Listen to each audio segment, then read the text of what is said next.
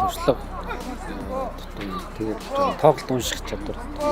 In the second half, the team lacked spirit, their will to fight and concentration waned, and they subsequently conceded 2 goals, losing 2-4. This was another defeat by conceding a large number of goals, making it their second consecutive loss.